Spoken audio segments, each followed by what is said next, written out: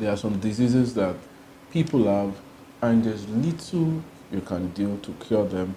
These are genetic diseases, so to speak. One such genetic disease is Down syndrome. Today, we'll be taking a look at Down syndrome and what you need to know about this disease.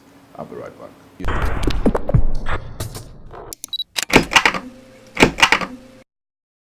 Thank you for joining us. This is Health101 with me, Dr. Benga Adebayo, brought to you by Livinghealth International, the #1 health and wellness solutions company.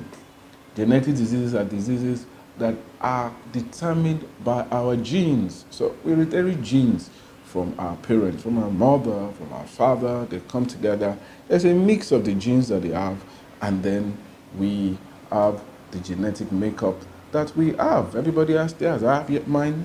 You certainly have yours. But while these genes are mixing up, sometimes there can be problems, there can be errors. And when these errors occur, we have all kinds of illnesses. One of these errors that can occur is in the mixing up of the genes that determine whether someone is a man or a woman.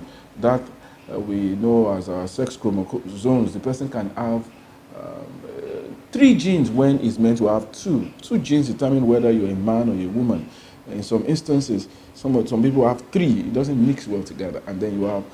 So that is what one of those diseases is what we call Down syndrome. I won't bother you with the genetic issues, the genetic phenotype and all that. I don't want to bother you with that. But what is important to know is that Down syndrome is first and foremost a genetic disease. So you see someone whose ears are low set, whose eyes has a particular way the head looks. Maybe the person is not as intelligent as it should be for the age that the person should be. The person is not walking where they should walk, doesn't reach all the milestones that the person should reach. So the person has Down syndrome. So it's a genetic disease. As with all genetic disease, currently there is no cure. What is important for us to know is that people that have Down syndrome can also still live a reasonable, comfortable life and still contribute what they can to the society. So let's stop the discrimination and the hiding away of people that have Down syndrome. They can be integrated into the society. I saw something really fantastic recently. Somebody shared with me on Facebook.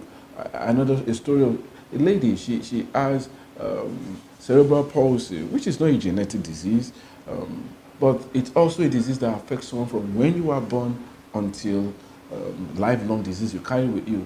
She has cerebral palsy. Guess what? She went ahead and got a master's degree in law.